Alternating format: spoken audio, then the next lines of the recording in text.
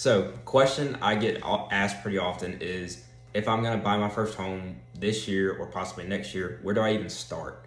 How do I even get going? How do I prepare for that? And the answer is, there's actually a few steps. There's a few steps that lead up to the point of the pre-approval process that are really crucial, just so you don't miss anything. Just so you cover all your bases and you're ready to go and safe. Um, and it'll make for the most efficient home buying process for you and for anyone involved. Uh, First steps is assessing your financial condition at this moment. So, how ready are you? Determine how much you can afford on a home first. Even though you won't know the exact how much you can borrow yet, maybe you will have a general idea based on your own finances what you can and can't afford. Um, consider what you can afford with a 20% down payment. Go ahead and start having that in your head, just so you can kind of, 20% is usually a good rule of thumb, and that'll give you a general idea of how much you will have to have saved up or already have had saved up. Mortgage payments, obviously, you know there's going to be mortgage payments, property taxes, insurance, maintenance costs that'll come with buying your first home, and maintaining it up from there on. So already having a plan for that and how you plan to pay for that is a great thing to be looking at. If you're in the 3 months out, 6 months out, even a year out, it's good to go ahead and start taking a look at your finances, just so you know where you will be financially when you start seriously looking for homes and you're ready to put an offer down. Consider your home needs and your wants/preferences. Uh, what's your lifestyle like? Do you want to be close to a gym? Do you want to be closer to your work? How big is your family? Do you have a family that you plan to move in with? If you have future plans, if you're moving in with your spouse, do you have future plans to have a child? Do you want a good school system in case you guys do have a child? These are all things that play into what kind of area I want to move into. So if I want to move into Birmingham, Birmingham's a very general place. So there's better school systems in certain parts of Birmingham, and when you say you just want to move to Birmingham, well, you don't exactly know which part of Birmingham you want to move into. So do I want to be closer to? Do I want a good school system like Thompson in Alabaster? So maybe I want to look maybe around Helena, maybe around Pelham, Alabaster. These are all things that you consider based on how big your family is, if your family plans to expand, if you want to be closer to a work, or if you want to be closer to a certain amenity like a golf course or things like that. These all play into what your wants, needs, and preferences are. And these are great things to consider when you're about 3 to 6 months out again.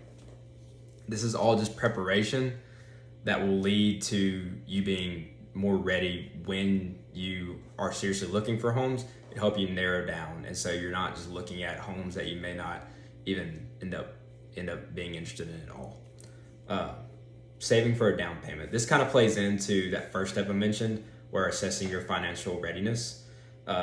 So general rule of thumb is 20% of the total cost of the home you want to have ready to put down on the house when you purchase it, just because that helps you avoid private mortgage insurance if you plan on going with a private lender. Oftentimes there can be loan closing costs involved involved at the closing table. There can be loan closing costs, and those usually range between 2 to 5% of the purchase price.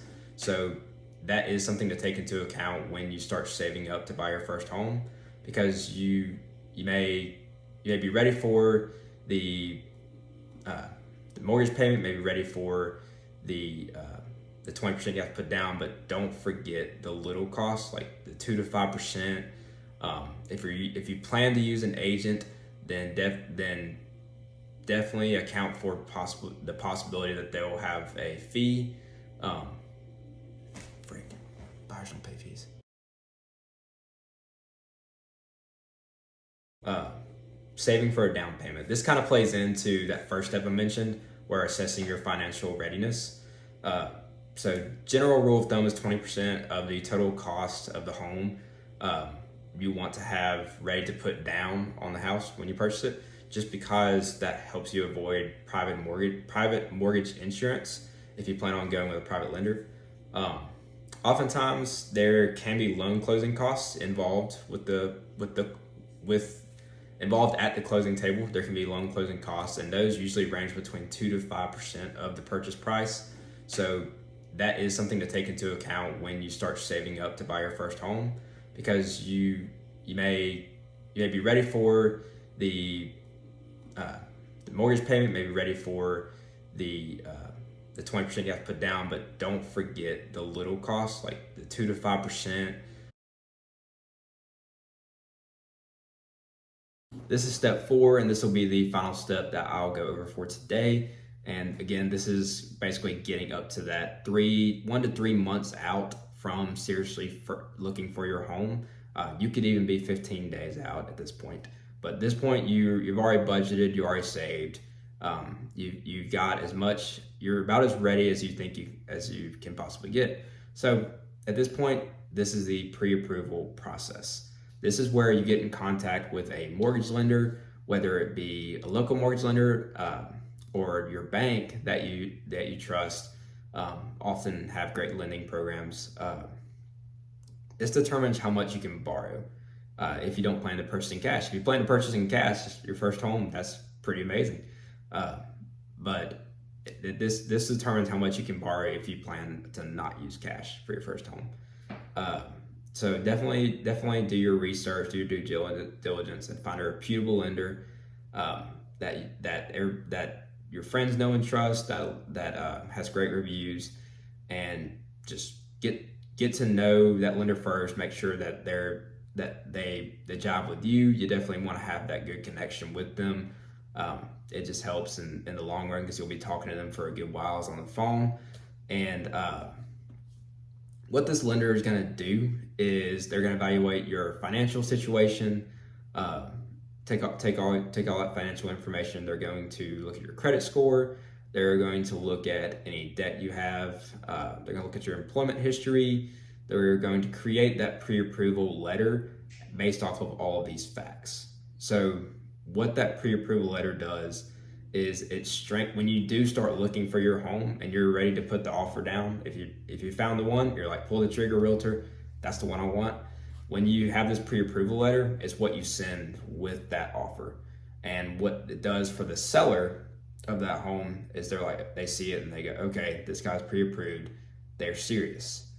Oftentimes if you send an offer without a pre-approval letter, it doesn't look like as serious and as legitimate of a buyer. And I know me personally, I normally don't take offers seriously unless there is a pre-approval letter.